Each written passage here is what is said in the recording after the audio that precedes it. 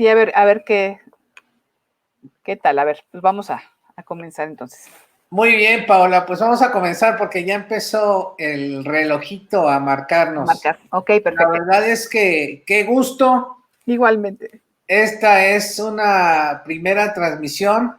Me da mucho gusto que seas la madrina de mis transmisiones y de ahora las nuevas locuras que hace uno con estas cuestiones de las redes sociales.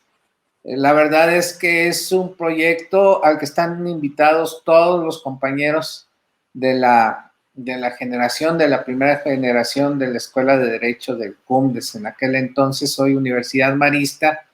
Y yo creo que es algo que vale la pena que compartamos, es algo que vale la pena que retomemos como un reencuentro todos, de Ay, que sí.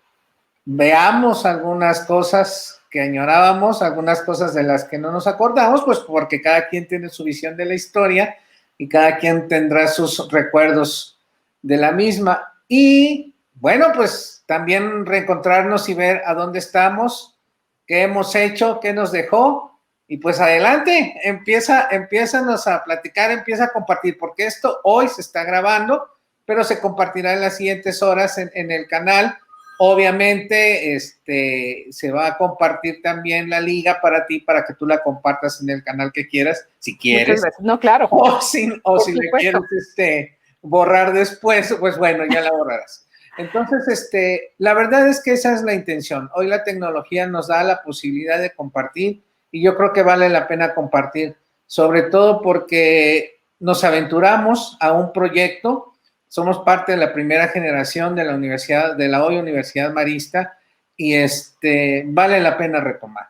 Así de que, a ver, vamos, esta es una charla informal para todos los que nos van a ver, después va a ir saliendo a la limón, como si nos viéramos en un café, solo que hoy a través de las pantallas. No, padrísimo. Muchísimas gracias ahora sí que por invitarme y bueno, pues es un honor ahora sí que ser la primera en compartir este espacio contigo, ¿no? De verdad es un privilegio y es un honor y bueno, pues qué mejor que recordar esos momentos que pasamos juntos, ¿no? Es increíble, o sea, fueron 5 años, ¿no? En los que convivimos y convivimos muy de cerca, ¿no? Y creo que fue... bueno, si me preguntas cuál es la opinión que tengo de la Universidad Marista, bueno, pues, o sea, y del CUMDES en ese momento, bueno, pues fue mi segunda casa, ¿no? O sea, me arropó cuando yo llegué, cuando me recibieron, ¿no? Cuando entré. Y bueno, pues tengo extraordinarios recuerdos, ¿no? O sea, desde la cuestión de los profesores, contamos con muy buenos profesores, ¿no? Precisamente como fuimos los primeros, ¿no? Tuvimos no sé, por ejemplo, a una Marta Chávez Padrón, ¿no? O al magistrado José Luis Caballero Cárdenas, Jorge Volpi empezaba a dar sus primeros pasos también por ahí, ¿no? Jorge Lara,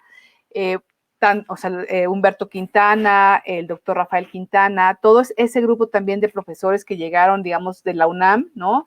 Que o eran exalumnos o, digamos, eran invitados también tanto por el doctor Quintana como por Humberto Quintana, ¿no? Que formaron ese pool, digamos, que venía del posgrado de Derecho, ¿no? O sea, en ese tiempo, en ese momento, pues como que no era tan común hablar de doctores, ¿no? Y nosotros creo que tuvimos muchísimos doctores en Derecho que nos dieron clases y creo que ese fue también un privilegio, ¿no? Fue un privilegio muy grande que tuvimos. Pues mira, no sé, tengo la cuestión, por ejemplo, de la revista en la que colaboramos juntos, ¿no? ¿Te acuerdas de ese proyecto de Responsa, ¿no? Que comenzó, digamos, con Víctor Rubluo, contigo, con Raúl Pastor. Ahorita a lo mejor se me estaba viendo un nombre, ¿no? Pero Lalo claro, Eduardo, claro, por supuesto, Eduardo tan querido, ¿no? Eduardo tan querido. Ahorita platicamos sobre él, sobre Bisuet y sobre sí. Pedro, ¿no? Fuimos los 5 realmente, ¿no? Y bueno, pues también, digamos que yo andaba ahí, ¿no? O sea, eran 4 muchachos y yo, ¿no? Entonces así comenzamos, ¿no?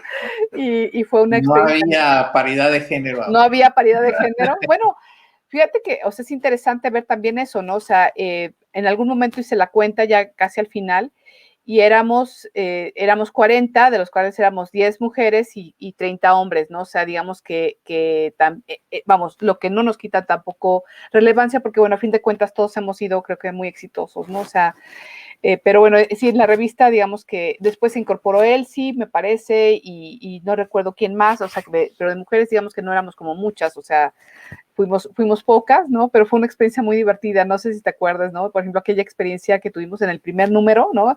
Que fue también que te acuerdas que lo mecanografiamos literalmente en casa del director, en casa de Carlos Vieira, ¿no? Estábamos mecanografiando las entrevistas que le habíamos hecho a don Nacho Burgoa y también al ministro Azuela, ¿no? ¿Te acuerdas o sea, que también fue una experiencia muy padre, bueno, ¿no? desde el principio, la verdad es que aportaste, como siempre, en la definición del nombre, ¿no? Si mal no recuerda, Aporía era tu propuesta. Sí, exactamente. Ay, ¿te acuerdas? Qué bárbaro. Claro. Sí, claro. Sí, es así como que ¿Y siempre, fue siempre una Aporía? sí, la verdad sí, o sea, fue así como que un proyecto en desarrollo, ¿no? Así un work in progress, ¿no? Que fue muy bonito y además cómo se fue también, digamos, solidificando, ¿no? Fue de tal manera que, bueno, pues que hubo un momento en el que la revista se identificaba con la escuela, ¿no? Creo que eso fue también una cosa muy padre o sea, un proyecto que hicimos y que la verdad comenzamos, pues ahora sí que te acuerdas, ¿no? O sea, igual como ahora mecanografiando y llevando, ¿te acuerdas? También a la editorial Progreso, digo, ahí los maristas nos echaron totalmente la mano, el viejo López nos apoyó al 100%, Humberto Quintana, Carlos Vieira, ¿no? Que nos apoyaron al 100%, y pues acabamos llevando las borradores, bueno, o sea, ahora sí que pues, los originales, ¿no? Llevándolos a Editorial Progreso, y bueno, vamos, creo que también fue una experiencia súper formativa, ¿no? Oye, y de las materias hoy al final, bueno, no al final, en este trayecto de tu carrera, verdaderamente, ¿cuáles sientes que te aportaron más? Híjole, mira, yo creo que todas las de constitucional, o sea, todas las del área pública. O sea, ¿te acuerdas que además estudiamos un programa increíble, ¿no? Que eran 4 años, digamos, de tronco común y luego los últimos 2 semestres, que el último año, que eran de preespecialidades, ¿no? Lo que fueron las preespecialidades me sirvieron muchísimo, o sea, toda esta parte de teoría legislativa, o sea, bueno, de técnica legislativa, técnica jurisprudencial, sistema político mexicano, o sea, todas estas materias que pues, se enfocaron, digo, que tú sabes que a mí realmente lo que me gusta, ¿no? Siempre fue constitucional y derechos humanos, ¿no? Pero profesionalmente hablando, estas materias creo que fueron, muy importantes, filosofía del derecho, fueron muy importantes porque digamos que sentaron las bases para después lo que ya vi en la maestría, ¿no? Por ejemplo, la materia aquella de metodología que precisamente nos dio Jorge Volpi, no sé si recuerdas que llevábamos, o sea, que nos dio, por ejemplo, lógica matemática. Sí. Y ahora fíjate que yo imparto la materia de lógica en la maestría de la UNAM. Entonces,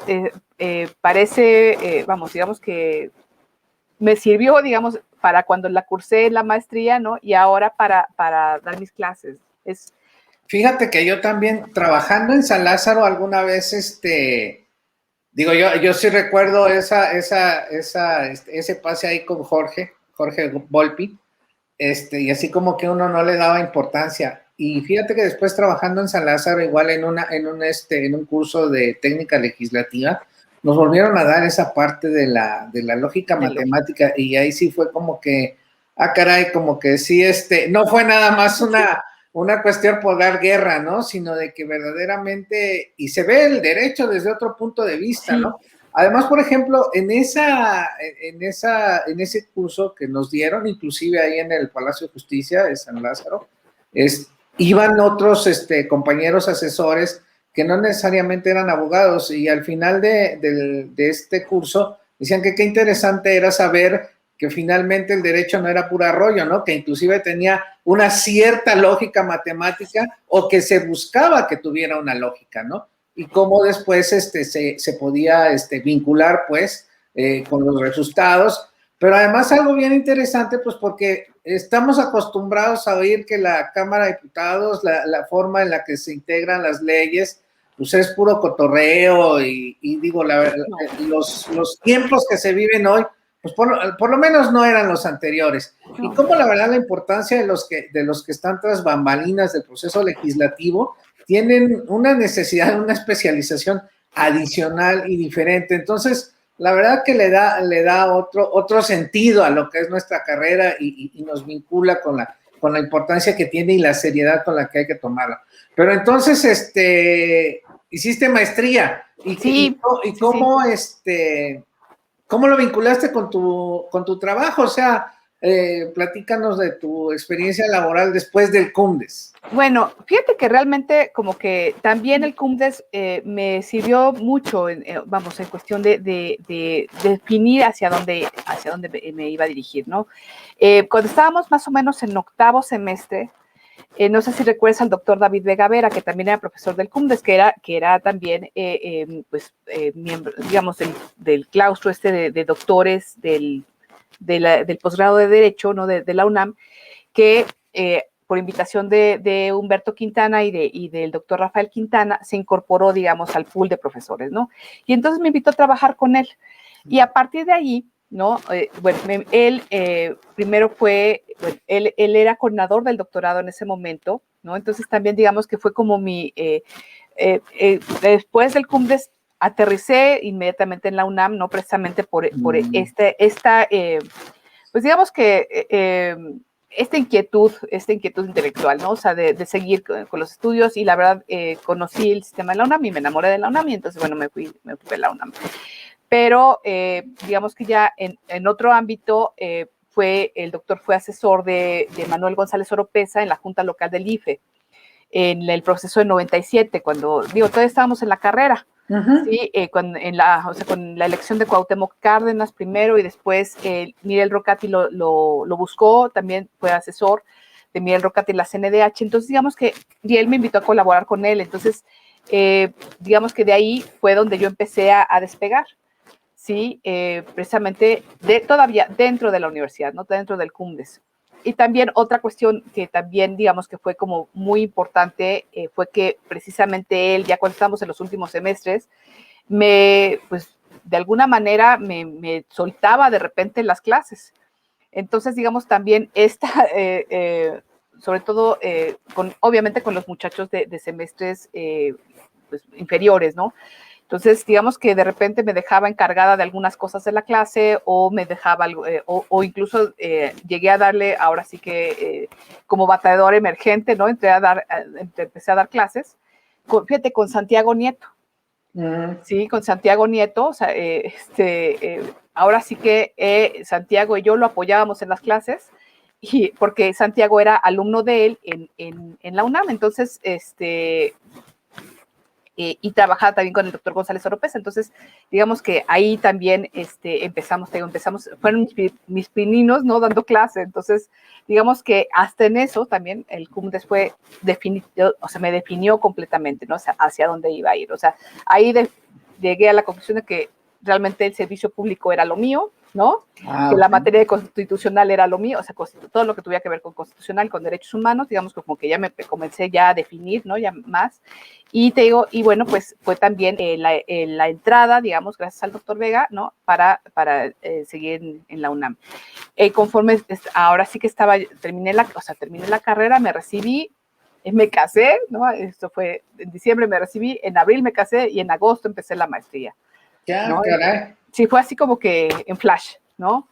Y bueno, cuando estaba ya en el último semestre de la maestría, ya a finales de la maestría, resulta que me invitaron a colaborar en el Colegio de México, ¿sí? Okay. O sea, la entrada era entrar como asistente de investigación, pero la idea era entrar, digamos, al doctorado, o sea, estaba yo terminando la maestría y entonces ya era quedarme en el Colmex, estudiar el doctorado. Pero también gracias a la tesis, a mi tesis profesional, resulta que, bueno, sucedió una cosa muy curiosa. Es una experiencia. Recuérdanos de qué fue tu tesis. La tesis fue sobre la reforma al ombudsman mexicano. Cierto, sí, ya me acordé, sí. Trabajaba yo en ese momento en la CNDH y la cuestión es que, y bueno, precisamente el trabajo era precisamente armar un proyecto de reforma constitucional. Entonces, digamos que de ahí tomé o sea, ahora sí que por ahí me fui y entonces de ahí salió la tesis. Pero fíjate que había un ministro de la Corte que en esa época sacaba casi cuando yo abría el periódico, había una nota del ministro pegándole a la Suprema Corte, el ministro José Jesús Gudiño Pelayo.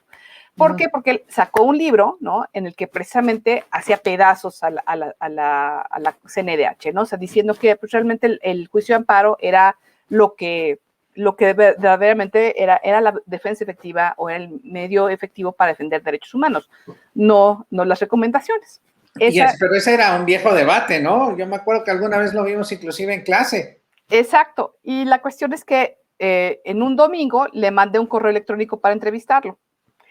Y la cuestión es que lo que sucedió fue que me dio la entrevista. Entonces, ese punto también fue determinante. ¿Por qué? Porque a partir de la entrevista, ¿sí? Resulta que el ministro después, precisamente cuando estaba yo por entrar al Colmex, me invita a trabajar con él a la Suprema Corte. Sí, pero vamos, todo fue gracias a la tesis profesional que desarrollé en la universidad. ¿no? Y aunque no acabe de entrar, o sea... Y entonces fue, digamos, ese fue un punto, te digo, también, o sea, así como que un punto muy importante, ¿no? Me fui primero como secretaria adjunta y después como secretaria de Estudio y Cuenta en la Corte.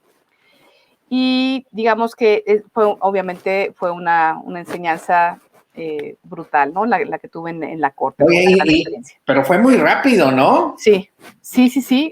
Fue en 6 meses, pues en 6 meses me nombró secretaria de Estudio y Cuenta.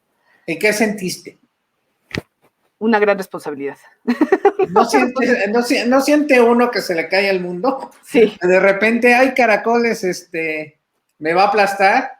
Sí, totalmente, o sea, totalmente, ¿no? Yo en ese momento fui era la tercera mujer más joven que había llegado a ese puesto. Ah, sí, claro. Entonces, o sea, solamente había 3 mujeres que hemos llegado a la edad que yo llegué, o sea, llegué a los 27, 28 años. Sí, en este momento, no sé si haya, han pasado muchos años, yo creo que debe haber mujeres más jóvenes, ¿no? Que hayan llegado a ese cargo, pero sí en la historia de la Corte, te digo, yo fui en ese momento la tercera mujer más joven, entonces sí, la verdad sí es una carga muy fuerte, ¿no? Muy, muy fuerte. Oye, y ¿después qué onda? Y después, bueno, lo que sucedió es que después me embaracé. Me embaracé, tuve chamacos, ¿no? Y aunque mi idea siempre había sido como que, no, pues voy a trabajar, los niños en la guardería, ya cuando tuve al primer chamaco en mis brazos, como que ya no fue tan fácil. Entonces, eso les suele suceder, ¿no? Como que, ahí va a estar la guardería. Sí. Y a la hora de la hora, no, guardería no, por favor. Sí, ¿Cómo que guardería? Ya no, entonces me quedé un tiempo con mi familia, ¿sí? Pero lo aproveché también ¿Y esa fue renuncia o fue licencia? Fue renuncia, o sea, renuncia okay. Porque mira, definitivamente llegó un momento en el que no me sentía yo a gusto, o sea, vamos, y tenía yo que, o sea, vamos, fue tomar una decisión también, no ser responsable tanto frente al ministro que me había dado la oportunidad como, ¿no? Como frente a mi familia, ¿no? Entonces, sí renuncié, pero aproveché ese tiempo, ¿no? O sea, aproveché ese tiempo para presentar el examen de grado de la maestría, ¿no? Y luego entrar al doctorado. Entonces, digamos que pude empatar ambas cosas, ¿sí? Y ya una vez que terminé el doctorado, ¿no? Presenté el examen de grado, fueron 4 años de proceso, terminé el doctorado. ¿Pero tu pausa por maternidad fue de 4 años? Sí. Ah, okay. Sí, bueno, fueron 5 años, en realidad. Sí, fueron 5 años. ¿Y estudiabas o pura mamá? Pues mira, 100% mamá. Pues mira, lo que sé es que estaba yo aquí amamantando y tenía el libro acá, ¿no? Entonces, así fue. No, fue complicado, o sea, sí es la cuestión de la organización, tanto de la casa como el estudiar, o sea, ahí ahora sí que mis horarios se rompieron todos, ¿no? O sea, y conservo la mala costumbre de desvelarme para trabajar, ¿no? O sea, prefiero trabajar en la noche, ¿no? Precisamente cuando ya no hay ruido, cuando ya no hay digamos, cargas, ¿no? De trabajo, de casa. Entonces, pues ya me dedico a la chamba, ¿no? Entonces, sí, te digo, fue también, digamos, ese fue un otro tipo de crecimiento, ¿no? Eso fue un crecimiento personal, ¿sí? Y también, te digo, académico, ¿no? Terminé el doctorado y después, precisamente cuando estaba yo terminando el doctorado, entrevisté a Lorenzo Meyer, ¿sí? Para la tesis. Y la cuestión es que... ¿De qué fue tu tesis doctoral? Fue sobre el derecho de réplica. Ok. ¿Y por qué Lorenzo Meyer? Lo que sucede es que quería ver la opinión de un politólogo, o sea, sobre todo la parte, digamos, de historia. Lo que sucede es que, en realidad, o sea, el trabajo tiene un estudio histórico que va desde las leyes de Indias hasta, bueno, en ese momento era hasta 2011, que era, lo último era el COFIPE, o sea, sí, el COFIPE de 2011, que preveía, ¿no? Hay una cuestión del derecho de réplica, en fin. Sí, entonces, pues quería yo su opinión, ¿no? Y bueno, fui a entrevistarlo y ahí conocí a Sergio Aguayo. La cuestión es que Sergio Aguayo, una vez que terminé la tesis, me invitó a trabajar con él. Entonces, fue también muy interesante, fue una experiencia muy padre. Primero que nada, porque bueno, fue ahora sí que desempolvarme, ¿no? Ahora sí que desentumecer toda la parte profesional, sí, pero desde otra óptica completamente distinta. Fue las organizaciones no gubernamentales, porque yo no lo estaba apoyando en el Colmex, sino en Propuesta Cívica, que pues, es una ONG, ¿no? Entonces fue también muy interesante, por ejemplo, está la cuestión de defensa de migrantes y de periodistas, pero desde las ONGs. Entonces fue muy, muy padre, ¿sí? Y en ese metí la tesis a concurso, ¿no? Y gané el primer lugar nacional. Sí, la tesis ganó el primer lugar nacional en el concurso del Orden Jurídico Nacional, en ese momento organizado por la Secretaría de Gobernación en 2011. Y bueno, pues ya ese también pues fue digamos, un sostén bastante fuerte, ¿no? Y que me permitió también despegar y colocarme, digamos, en otras palestras, claro. ¿no? Después, igual, me invitaron a trabajar precisamente a San Lázaro, me invitaron a trabajar la Fundación Miguel Estrada Iturbide, sí, en la dirección de Aminadab, ¿sí? Okay, estuve con Aminadab, estuve colaborando en un año, ¿no? Estuve colaborando un poquito más de un año, cerca de un año y medio más o menos, y resulta que después, o sea, me invitó a trabajar el magistrado Julio César Vázquez Mellado al Instituto de la Judicatura. Entonces fue únicamente cambiar ahora sí que atravesar la calle, ¿sí? A través de la calle literalmente, ¿no? Fue una cosa muy simpática porque de hecho cuando fui a hacer la entrevista con el magistrado Vázquez Mellado, literalmente me fui caminando, es así, ¿no?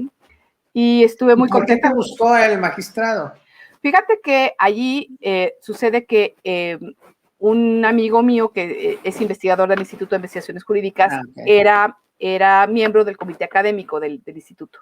Y entonces le presentó mi currículum, o sea el magistrado le preguntó, oye, ¿no tendrás ¿Sabes de alguien? La típica, exactamente, ¿sabes de alguien? Sí, entonces, es más, Javier Saldaña, que en este caso es quien me recomendó, ni siquiera me avisó, o sea, me pidió el currículum, pero no me dijo para qué, ¿no? Entonces, se lo di, ¿no? Y la cuestión es que, te digo, me invitó a trabajar. Y me invitó a trabajar como secretaria técnica y de Derechos Humanos del Instituto de la Judicatura. No, qué padre. Pero es muy interesante sabes de alguien, porque la verdad es que hay mucha gente que tiene la impresión de que el servicio público solo son recomendaciones y cuatachismos y todo eso. Sí. Y la verdad es que hay muchas historias de éxito de profesionistas y casos como el tuyo, que de repente se encuentra uno en espacios que la verdad no sabe ni cómo, pero bueno, también es producto de la labor que se hace, ¿no? En este caso, tus publicaciones, los espacios que has ocupado y todo eso.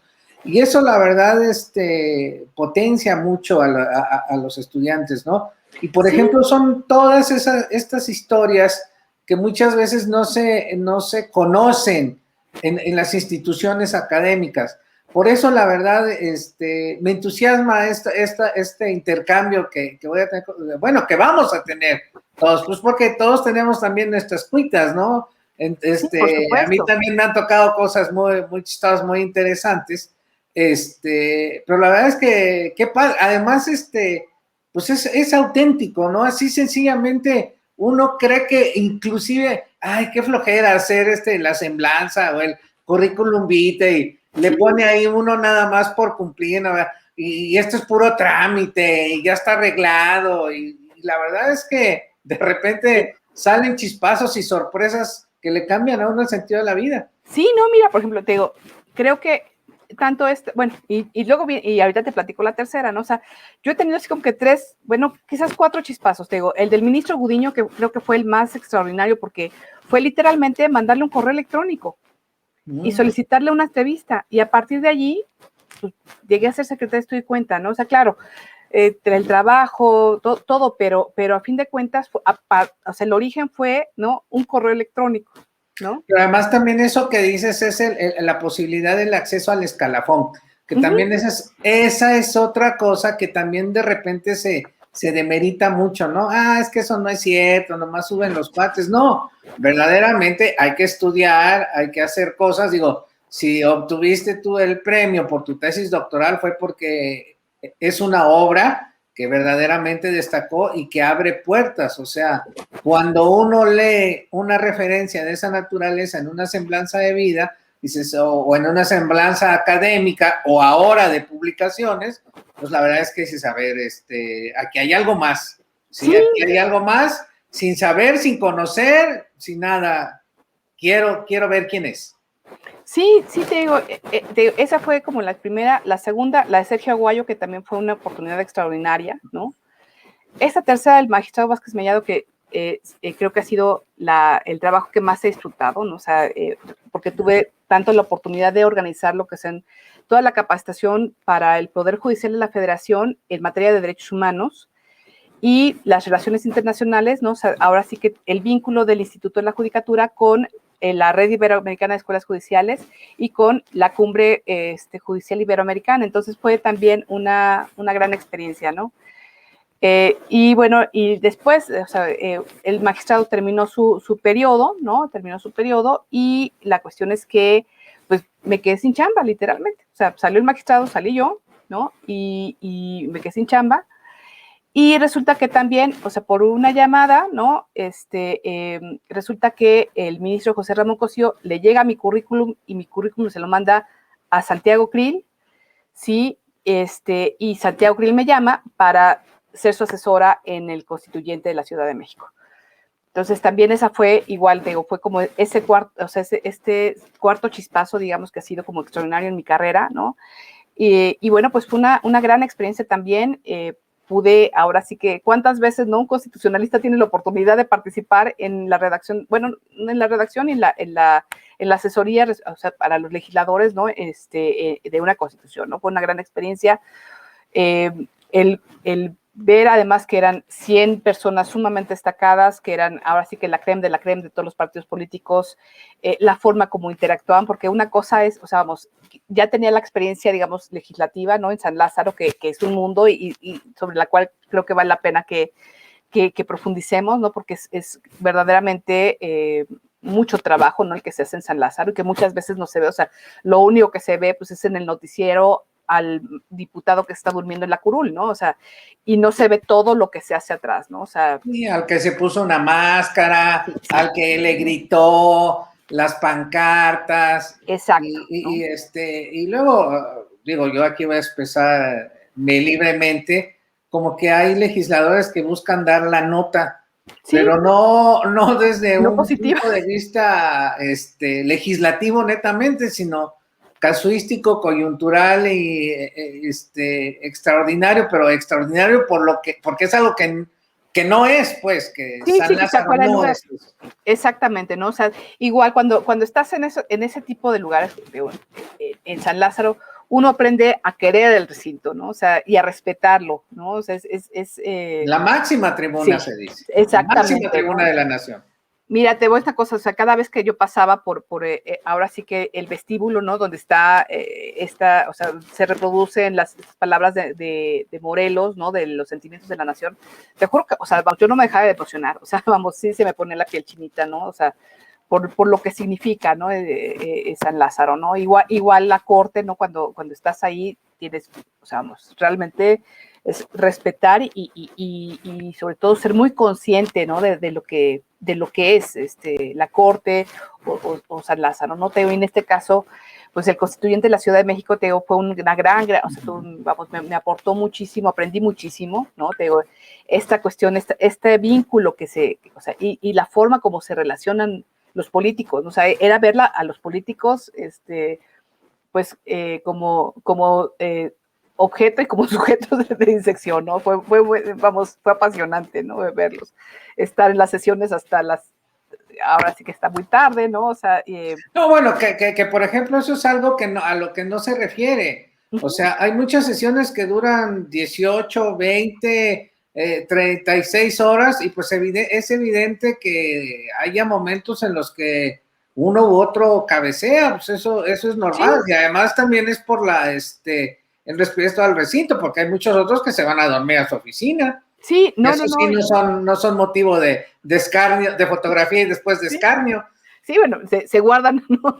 Se guardan, pero sí, te digo, sí fue muy interesante, ¿no? Fue una experiencia muy, muy bonita, ¿no? También mi reconocimiento para todos, ¿no? O sea, y además hicimos, creo que dentro de todo, o sea, quizás no fue lo deseable, salió la constitución posible, ¿no? Pero vamos, hubo muchas cabezas y hubo muchos debates, ¿no? Atrás de lo que se...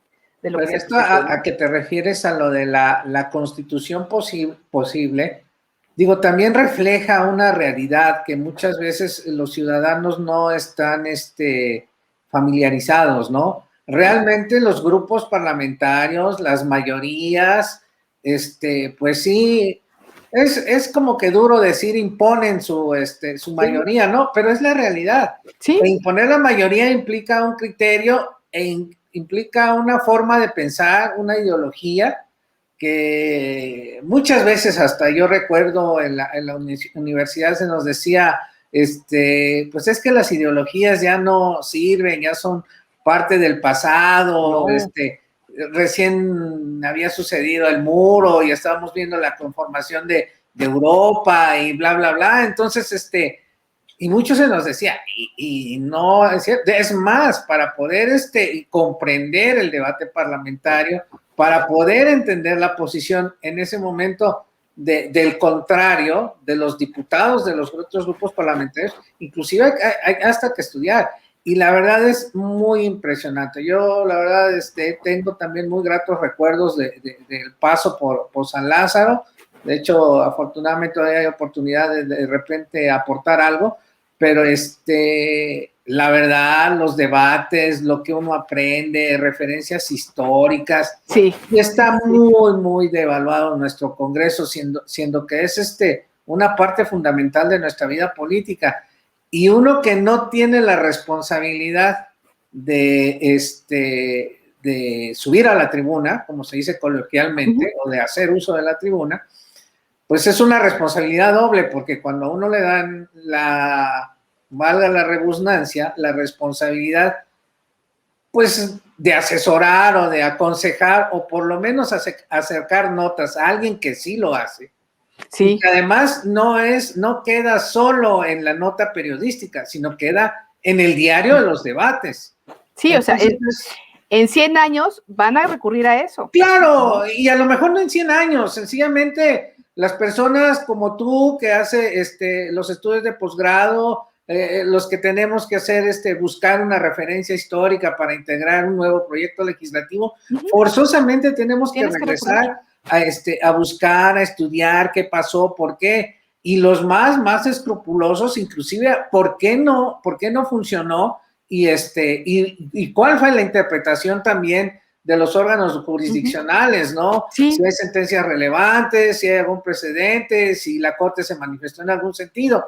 Y bueno, tú has recorrido las dos partes, o sea, ¿qué onda? ¿Qué sientes? Estuviste en el Congreso y en la Corte, o sea, ¿qué se siente de repente tratar de aportar y luego, caray, como que aquí faltó?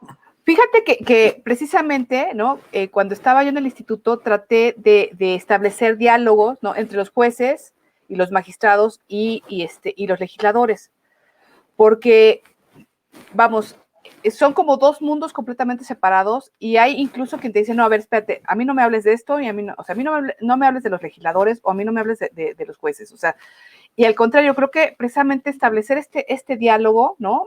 Creo que ayuda mucho, puede ayudar también precisamente a la hora de interpretar y a la hora también de retomar precisamente lo que dicen los jueces, ¿no?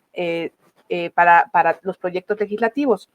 De hecho, yo creo que te has dado cuenta, ¿no? Que de 6, 8 años para acá, a lo mejor 10, los proyectos de ley incluyen ya jurisprudencia, incluyen referencias a las sentencias de la Corte Interamericana, o sea, que antes, no sé si te vas más atrás, pues no lo incluían, ¿no? Entonces creo que sí, no había referencias precisas. Yo me acuerdo, la verdad es que, digo, tuve la fortuna de estar por ahí desde la 53 legislatura, y la verdad es que había, por los 3 partidos principales, había grandes tribunos y muchos abogados litigantes. Entonces, la verdad es que era... Te tocó una época en la que había, vamos, que eran litigantes y de peso, o sea. Era muy impresionante, de veras, eran verdaderas clases de lo que uno podía ver, leer en un libro y demás, y afortunadamente se ha evolucionado, y me llama mucho la atención, esto que dices, esto de la búsqueda del encuentro, porque yo a lo largo de mi carrera no me acuerdo de haber tenido esa propuesta de juntarlos. De hecho, ya ves que ahora está de moda de que también los exministros hagan política y todo eso. Y algunos son censurados, pero la verdad es que no debían de ser censurados. O sea, sencillamente cumplieron con su función y tienen el desarrollo de su carrera profesional, pues tienen un punto de vista, tienen una forma de saber cómo es. ¿Y cómo se aplica, pues ¿no?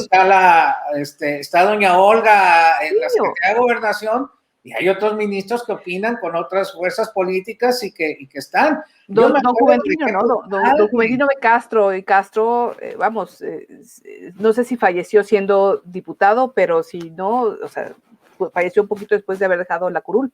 En aquellos entonces, alguien que influía mucho era Trinidad Lanz Cárdenas, sí, que era alguien que verdaderamente se daba, pues, y había unos debates extraordinarios de ciencia jurídica, y que bueno, ojalá y eso regrese. La verdad es que yo creo que México lo necesita y vale la pena. Entonces, sí, yo traté de fomentar eso, ¿no? De hecho, por ejemplo, precisamente invité en varias ocasiones, estuvieron diputados, por ejemplo, del PAN, por ejemplo, Fernando Rodríguez Doval estuvo en sesiones con jueces y con magistrados, en eventos, digamos, dentro del instituto, y fue muy, muy rica, la verdad, la experiencia, ¿no? Creo que fue una iniciativa que se dio en ese momento, ya no se ha vuelto a dar, pero bueno, cabe la posibilidad, yo creo que cabe la posibilidad, o sea, vamos, creo que el diálogo nunca debe estar clausurado, ¿no? Al contrario, o sea, siempre se deben dar elementos para que precisamente haya diálogo.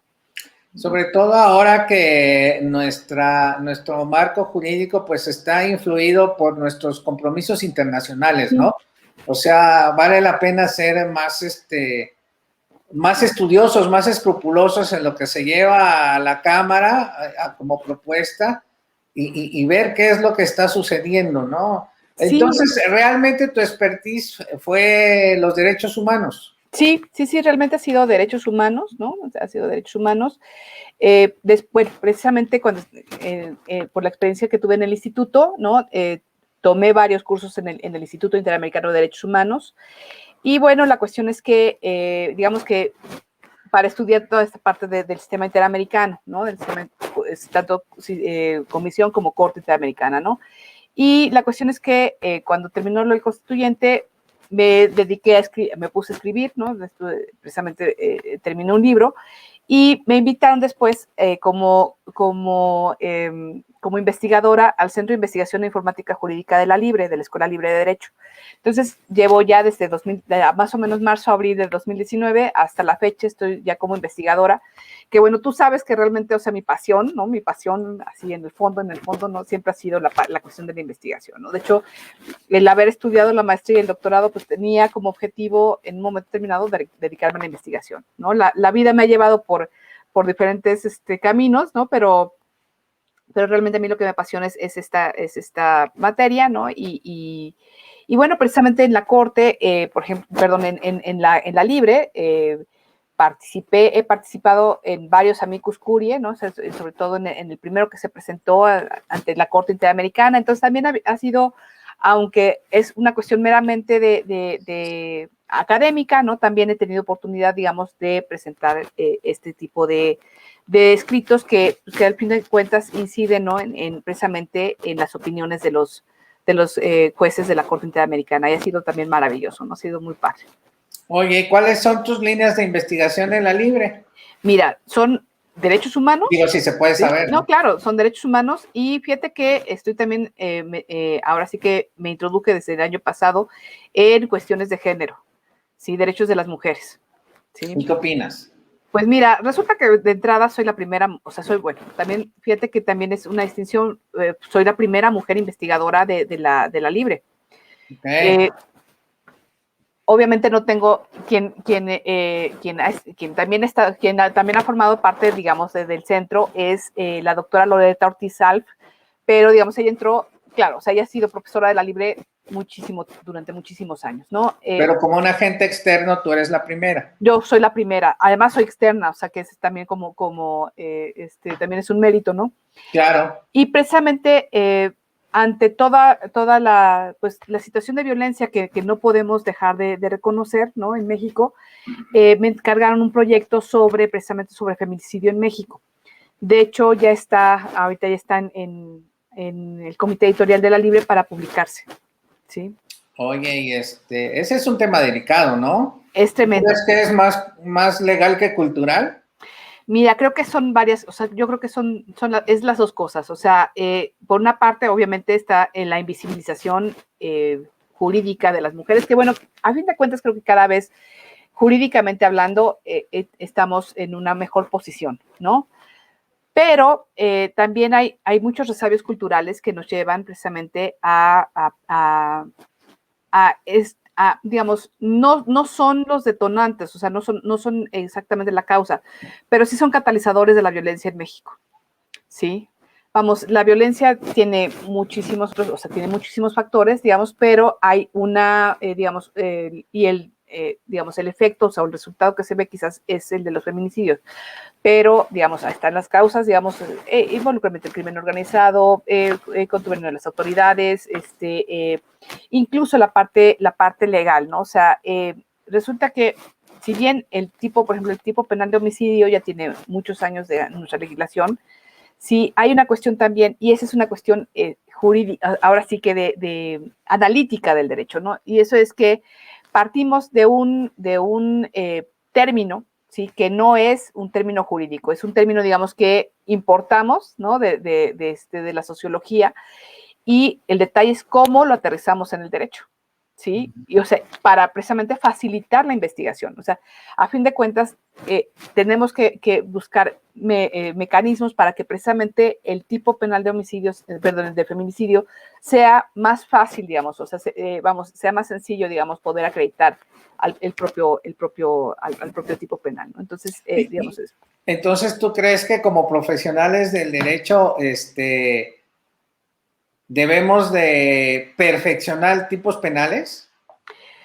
Mira, quizás no perfeccionar, o sea, vamos, no en sí, o sea, es una cuestión, te digo, no es una cuestión semántica, digamos, del tipo penal, ¿sí? O sea, creo que la forma como está aterrizada el concepto de feminicidio complica ya a la hora de investigarlo, ¿no? Dentro de todas las etapas procesales, complica, digamos, el llegar a un resultado. Eso no quiere decir, pero bueno, mira, a fin de cuentas creo que también el derecho, como toda institución humana, es perfectible, ¿no? Sí, claro, ¿no? Además, entonces, eso tenemos y a eso nos dedicamos y a eso te dedicas. Exactamente, entonces yo creo que creo que tenemos muchísimas más, vamos, sí, el panorama no es no es muy optimista para nada, al contrario, pero creo que también hay una gran área de oportunidad para poder mejorar las cosas. ¿Qué sigue, Paola? Ay, bueno, pues seguir investigando, así que investigar. No, ¿Te anclas ahí? Sí, pues, nada para la corte, nada para una magistratura. Mira, no sé, Dios dirá, ¿no? No quiero. Bueno, pero no, finalmente no hiciste carrera judicial y no postularías, o sea, por esa ruta no sería. Mira, en este momento estoy muy contenta en la parte académica. O sea, vamos, realmente es lo mío. Verdaderamente estoy muy contenta. No descarto ahora sí que alguna oportunidad, vamos, al contrario, ¿no? Pero sí, en este momento prefiero centrarme en lo que tengo que hacer, ¿no? Tengo tanto la parte, digamos, académica en la Libre como en la UNAM, ¿no? Soy profesora, te comenté, soy profesora también de la UNAM. Entonces, digamos que por ahí voy. Quizás lo que estoy buscando más bien es el Sistema Nacional de Investigadores y digamos que ahora sí que reforzarme más desde la parte, o sea, reforzar, digamos, esta parte de investigación. ¿Sí? Pero no es una aspiración, entonces. Que la parte de la magistratura. Bueno, fíjate que precisamente también regresé al Instituto de la Judicatura. Regresé desde el junio del año pasado, ¿no? El ministro presidente me nombró miembro del comité académico. Entonces, de alguna manera sigo vinculada, ¿no?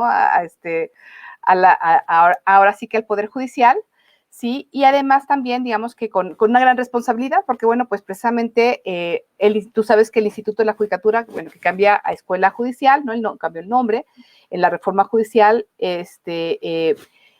tiene un gran papel, digamos, precisamente en la formación, ¿sí? Se refuerza, digamos, la parte de la formación, pero sobre todo en el nombramiento y en la independencia judicial. O sea, vamos, su labor incide ya, ¿no?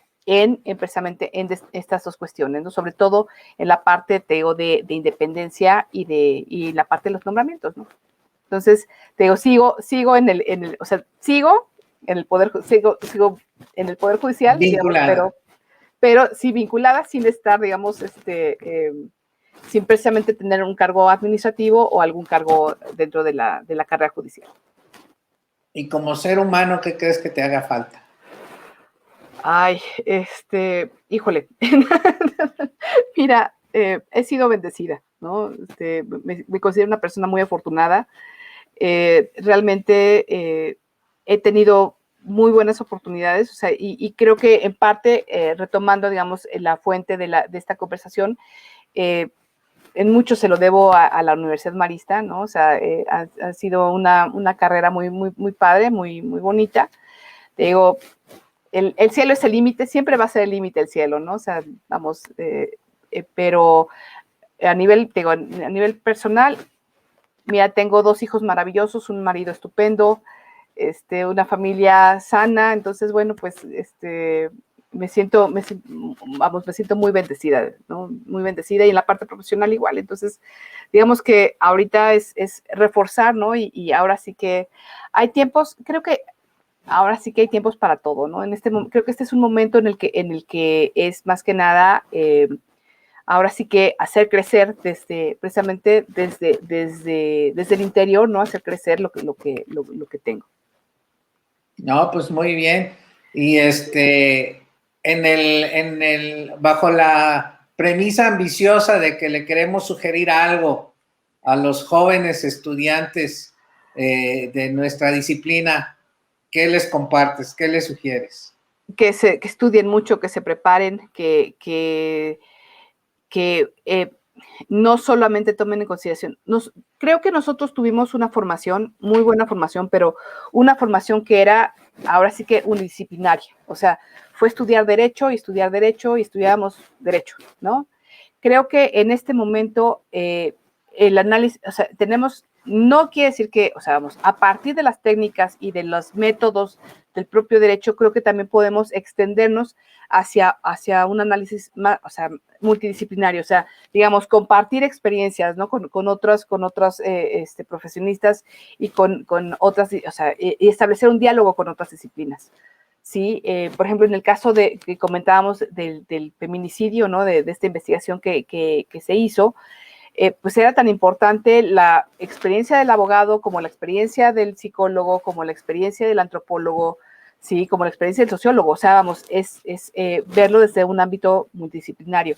Y creo que va a ser la mejor forma de atacar los problemas jurídicos, o sea, jurídicos que nos aquejan, ¿no? O sea, te digo, abrirnos, digamos, sin renunciar, digamos, a nuestros métodos, a nuestras formas, a lo que somos, ¿no? O sea, como profesionistas, pero sí, digamos, aceptar de manera más fluida este diálogo, ¿no? Eso es lo que yo les recomendaría, o sea, que no se cierren, digamos, a otras experiencias. Ahora, ¿cuál es el problema también que de repente veo, por ejemplo, cuando estoy bien, ahora sí que cuando tengo tesis o de maestría sobre todo y de doctorado, también el problema de repente es que precisamente renunciamos a nuestros métodos, ¿no? Entonces queremos hacer un análisis un análisis del derecho, pero desde la estadística, o sea, ya ves, o sea, sí, pero no se te olvide que que es un grado de derecho, ¿no? O sea, tienes que saber, ahora sí que saber hasta dónde y cuándo, ¿no? Y cómo introducir o sea, otras metodologías, pero sí te digo, a fin de cuentas, a partir del diálogo. Eso es lo que yo les recomendaría. Oye, y a nuestros colegas contemporáneos, mira, yo la verdad, ya hay algo que me taladra un poquito la cabeza. Mucho de lo que estudiamos ya no es vigente. Ay, sí. No, pues yo creo que un 70, un 80%, ¿no? Es impresionante. Nada más ve, por ejemplo, la figura del matrimonio. O sea, 27 siglos tuvo vigencia y ahorita ya no, ya cambió, ¿no? Y qué bueno, o sea, vamos, está súper, qué padre que cambie, ¿no? Pero sí hay cuestiones que ya no son las mismas, ¿no? ¿Necesitamos volver a empezar? No, yo creo que, ¿sabes qué? Yo creo que tenemos que irnos a la fuente. Yo creo que tenemos que regresarnos a los principios, a la filosofía del derecho. O sea, creo que si tenemos esa base, o sea, si tenemos la base filosófica nos da las herramientas para poder, o sea, de filosofía del derecho, obviamente, nos da las herramientas para poder ahora sí que analizar, digamos, con más fluidez los cambios que se presentan en el derecho. Sí, o sea, yo sí les recomiendo, o sea, lo que sí, digamos, que a mí me ha servido mucho, ¿no? O sea, digamos, ahora sí que tú sabes que los consejos son una especie así como de reciclaje, ¿no? De los errores que uno comete, pero creo que a fin de cuentas, te digo, si tenemos claro, o sea, si volvemos, digamos, a nuestros filósofos del derecho, tenemos más elementos para poder analizar o sea, los cambios que se presentan, ¿no? Esta cuestión, por ejemplo, que era muy común, ¿no? En la época en la que estudiamos nosotros, que era apréndete los artículos de memoria. Pues, a ver, ¿quién se acuerda de los artículos? Punto número 1, ¿no? Y además... ¿No siguen vigentes? No siguen vigentes. O está, no solamente está, mira, por ejemplo, en materia de derechos humanos, cuando estudiamos nosotros, pues era ¿te acuerdas? Que fue precisamente con Ariel Rojas, ¿no? Y era... garantías individuales, y era del 1 al 29 de la Constitución, apréndetelos, estúdialos, y además, o sea, y como ahora soporte, tienes el libro de Burgoa, ¿no? O sea, eso fue lo que estudiamos. Y fue maravilloso en su momento, ¿no? Sandio nos dio un muy buen panorama en ese momento, pero ahorita, para los muchachos que estudian derechos humanos, pues, ¿qué crees? O sea, es toda la Constitución, ¿no? Más tratados internacionales, más sentencias, o sea, más jurisprudencia, porque digamos que también nosotros como que nos formamos más en la parte legislativa, no tanto en los criterios jurisprudenciales. Quizás ya profundizamos en ellos ya en la época, digamos, ya en el desarrollo profesional, pero es más tesis de la Corte, vienen los precedentes, más las sentencias de la Corte Interamericana. Y si puedes, además, o sea, sí, para ponerle florecitas al asunto, vete a las sentencias del Tribunal Europeo de Derechos Humanos. Entonces, pues es otro mundo, ¿no? O sea, vamos, es muchísimo más complicado, ¿no? Y no quiero pensar, digamos, ahora sí que a quienes nos han precedido, ¿no? O sea, obviamente es más complicado. Entonces, creo creo que los principios, o sea, creo que la filosofía del derecho nos da para eso, y obviamente estar siempre actualizados, ¿no? Sí, claro. ¿Tú crees que tendemos a una especialización como en otros países? A que el profesional del derecho tiene que ser un especialista. O sea, toda la referencia que acabas de hacer de lo que es el marco normativo ahora de los derechos humanos implica una especialización. Antes el abogado podía campechanearle al civil, al familiar y a lo mejor al penal, ¿no? Pero ahora ya no. Mira, yo creo que también depende del área en la que te desenvuelvas, ¿no? O sea, vamos, por ejemplo, quienes están en la parte, digamos, legislativa, tienen que entrarle a todo. O sea, digo, a ti te tocó, o sea, era que de repente, a ver, pues, Sí.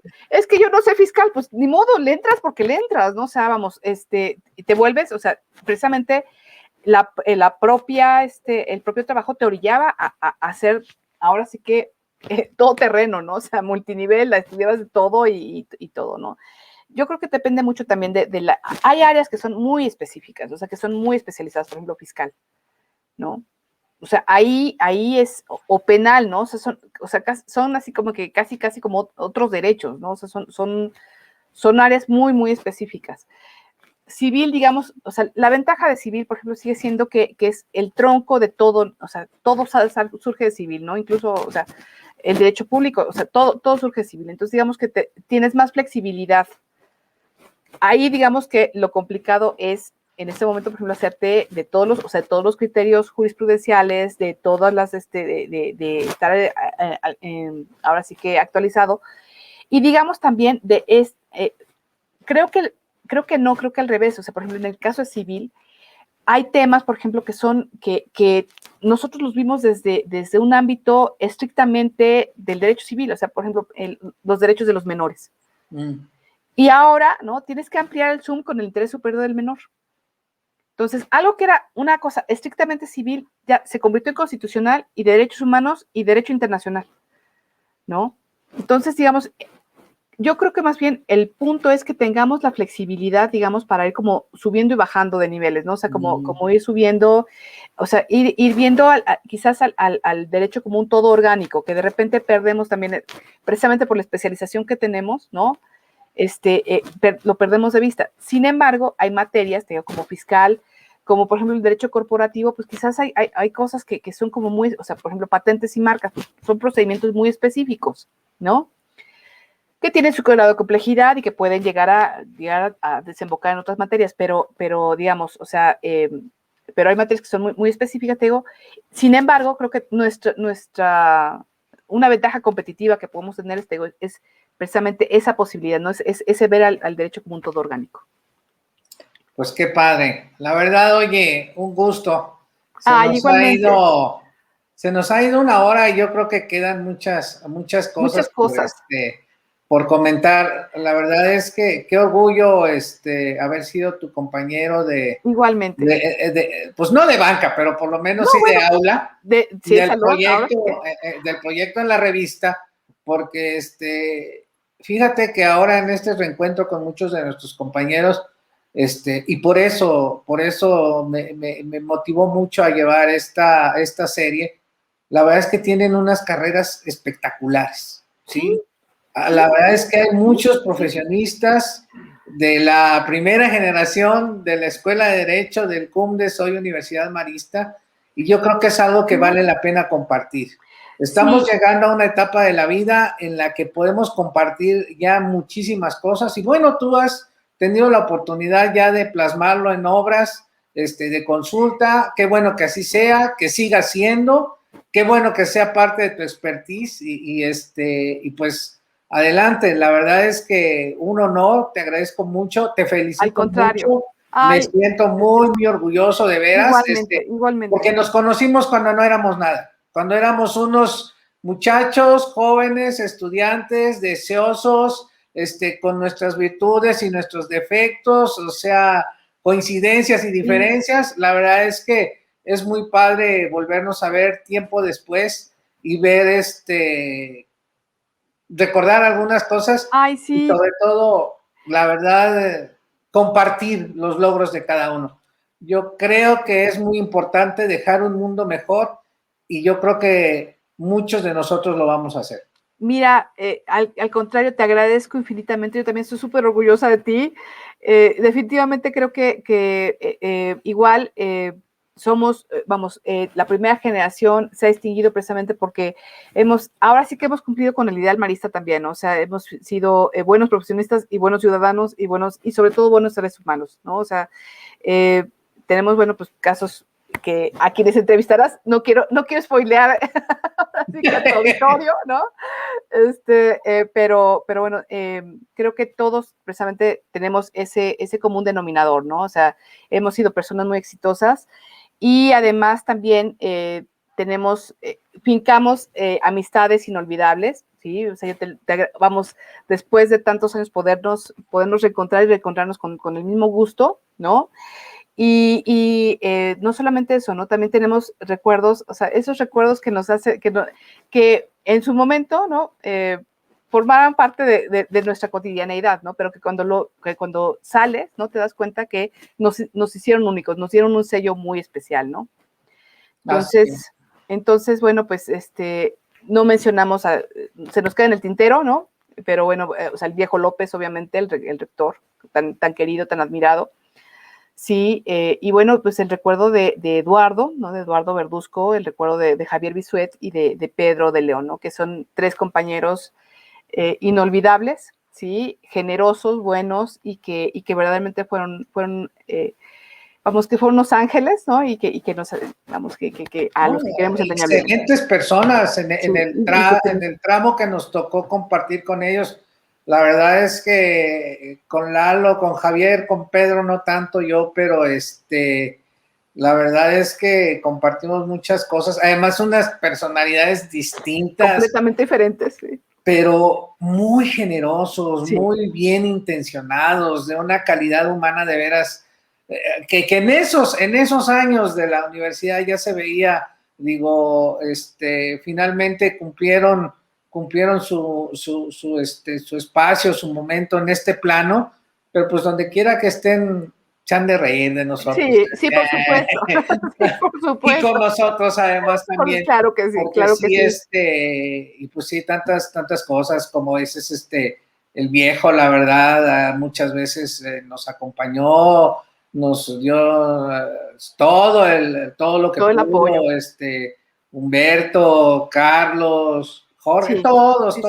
La verdad es que en su momento hicieron un espacio, digo, también el doctor Carlos Arellano, y bueno, yo creo que vamos a hacer otros espacios, hubo cosas muy interesantes, o sea, tal vez valga la pena que revisemos lo que sucedió alrededor de Responsa. La verdad es que hubo 2, 3 cosas muy interesantes, la memoria gráfica de Responsa, la verdad es que es un documento de referencia, pero además la apertura que hubo ya de personalidades en ese momento, ¿no? Sí. El evento que se hizo con Carlos Castillo, con Ay, ¿te acuerdas? Qué cosa más fantástica. Y Porfirio, era Porfirio Muñoz Ledo, o sea, Porfirio nos acompañó. Carlos Castillo. Que fue presidente para que después fuera el ingeniero Cárdenas igual al Exacto.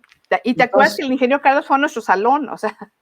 Sí, claro, o sea. Hagamos una clase ahí, Hubo cosas muy interesantes, muy bonitas, en el marco del CUM también, digo, pues fortalecidos por la referencia histórica que tenía, las grandes personalidades que habían pasado, don Mariano Zuela también alguna vez estuvo con nosotros, o sea. No, bueno, es que si te pones a ver quienes formaron parte de la Junta de Gobierno original, era impresionante, o sea, vamos, aquellos primeros eventos que se organizaron en el auditorio, pues tú veías ahora sí que, y además, como tú, o sea, la total apertura, ¿no? Estaba Castillo Peraza sentado con Porfirio Muñoz Ledo y estaba Oñate y atrás estaba García Ramírez y tenías a Pedro Ramírez Vázquez, ¿no? O sea, yo tengo un recuerdo lindísimo, ya sé que ya tenemos... No, pero eso es lo bueno de que esto no sea ni tele ni mucho menos, somos dueños de nuestro tiempo. Tengo un recuerdo lindísimo, así, ahorita que me vino a la memoria ese cuadro, ¿no? Esos eventos que se hicieron, hubo ¿te acuerdas que yo era un poco nerd? Entonces, la cuestión es que hubo un diploma que me entregó precisamente el arquitecto Ramírez Vázquez. Y total, cuando terminó el evento, ya iba yo de salida, es más, estaba en el recibidor del CUM, ¿no? Y se me acerca Pedro Ramírez Vázquez. O sea, imagínate, yo casi, yo me desmayo, ¿no? O sea, imagínate, ¿no? Entonces, para felicitarme, ¿no? Me dijo, señorita, quiero felicitarla por su empeño. Y bueno, yo, o sea, te juro, yo sudando así frío, ¿no? O sea, de la emoción, ¿no? Y le digo, no, le dije, arquitecto, al contrario, le dije, permítame felicitarlo porque yo estoy enamorada de la Basílica de Guadalupe y del Museo de Antropología, son mis edificios favoritos, ¿no? Entonces, o sea, vamos, y esa posibilidad también, fíjate que creo que también otra cuestión que fue muy buena, y es que precisamente todos este tipo de eventos en los que además, o sea, eran personas de primera línea, o sea, todos son personajes, ¿no? Pero digamos que también nos permitieron como primera generación tener ese encuentro.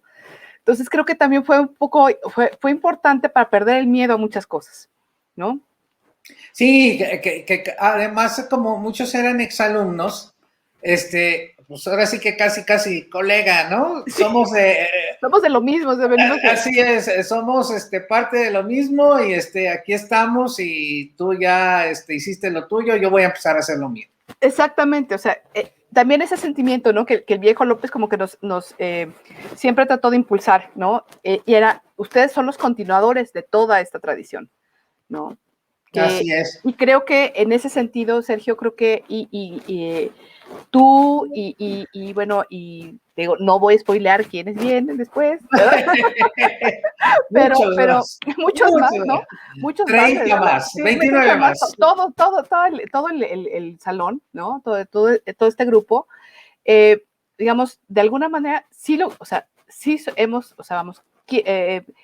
hemos puesto en alto el nombre de la universidad, ¿no? O sea, con nuestro trabajo, con nuestro, vamos, ahora sí que nuestras obras hablan también, o sea, y creo que esa es una de las cuestiones que más me enorgullecen a mí. Por ejemplo, cuando yo me presento en algún lado, o sea, siempre digo con mucho orgullo, ¿no? Que soy de la primera generación de la Universidad Marista, ¿no? O sea, así es. Sí, porque igual, o sea, me siento continuadora de esa tradición de más de 100 años, ¿no? De presencia marista en México, ¿no? Así es. Pues mira, yo creo que el primero de muchos momentos que vamos a compartir. Yo creo que vale la pena empezar a generar también nuestro espacio, digo, ya retomando y yendo hacia atrás, pues a nosotros nadie nos dijo hagan una revista, así que ahora nadie nos va a decir hagamos un programa y hagamos programas. Y pues a lo mejor somos ambiciosos y empezamos a compartir cada uno de nuestras áreas de especialización o áreas laborales y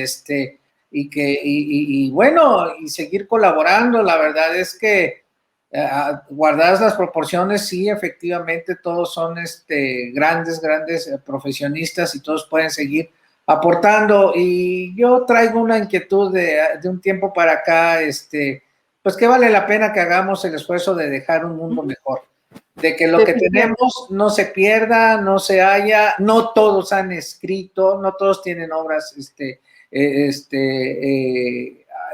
así como tú, por ahí hay algunos otros compañeros que sí están desarrollando igual ya memoria gráfica. Entonces, vale la pena, más que gráfica. Entonces, yo creo que sí vale la pena, y a lo mejor los que somos menos aplicados, pues podamos compartir así una charla, una tesis, pues un comentario, una preocupación. Por supuesto, ¿no? Y creo que al contrario, va a ser muy, muy útil que lo hagamos. Tenemos que estar cerca además, o sea, vamos, tenemos un recuerdo muy bonito, como para que nos difuminemos, ¿no? Sin ahora sí que alejándonos, ¿no? Creo que debemos estar juntos. Además, ahora la tecnología nos lo permite, ¿no? Y estos momentos en la historia de la humanidad que estamos viviendo, de la pandemia y todo eso, yo creo que nos hacen más sensibles a todo este tipo de situaciones, de que pues hoy estamos y algunos ya han partido. Yo he tenido, la verdad, la situación de que una de mis hermanas partió de este plano, entonces, la verdad es que sí hay posibilidad, hay este recuerdo de nuestra vulnerabilidad también humana y que en el seno de la filosofía marista también siempre ha estado presente, pues vale la pena que nos haga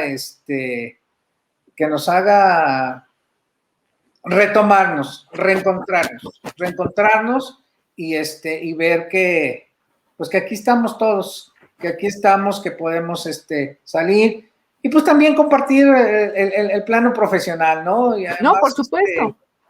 Sin la rigidez de un espacio académico, pero sí con la posibilidad de he hecho esto, he visto esto, me falló aquí, me falló allá, pero pues bueno, ir viendo qué es, de qué otra forma podemos aportar y insisto, dejar un mundo mejor, dejar un México mejor. Así de que muchas gracias nuevamente, Paola. Aquí no hay extensión de tiempo. Este es nuestro tiempo, este es nuestro espacio. Así de que vale la pena que lo hagamos, que lo retomemos y sigamos adelante. Claro muy que sí. agradecido. No, al contrario. Agradecido ha sido un placer. Y seguiremos adelante. Claro que sí. Cuenta conmigo. Las personas que vieron que este video, la verdad, les vamos a agradecer sus comentarios, compañeros, ajenos y demás. Es una breve aportación que queremos hacer los exalumnos de la primera generación de la Escuela de Derecho de la Universidad Marista, de la hoy Universidad Marista, del Centro Universitario México, División de Estudios Superiores, como lo concibió don Miguel López López, un sueño que se hizo realidad, y pues ahora verdaderamente esta es una caja de sueños que se realizan. Esta escuela, esta universidad, este espacio, aquí, como lo han oído de Paola y lo van a oír de muchos más, se generan sueños, se generan experiencias, se generan muchas cosas, pues en beneficio no solo de nuestra disciplina, sino también de este México lindo y querido. Muchas gracias, Paola. Que estés muy bien. Un abrazo. Un placer, verdaderamente. Nos vemos. Gracias. Bye.